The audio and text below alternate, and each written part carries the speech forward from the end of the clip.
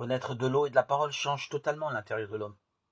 Tout chrétien doit au moins, une fois dans sa vie, vivre intensément l'expérience de cette réalité nouvelle. La grâce du baptême qu'il a reçue se trouve alors actualisée de façon particulière. Celui qui fait cette expérience à part à la lumière qui vient du Christ, lui-même et tout ce qui l'entoure, entre alors dans un jour nouveau. Il reçoit des yeux neufs pour contempler toute chose dans la lumière de Dieu.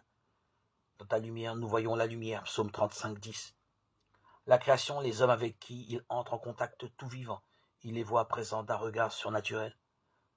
Tout est situé dans le plan de salut que Dieu voudrait tant mettre en œuvre.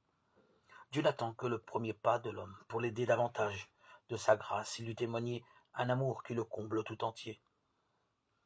Cette nouvelle naissance nous fait naître de la parole.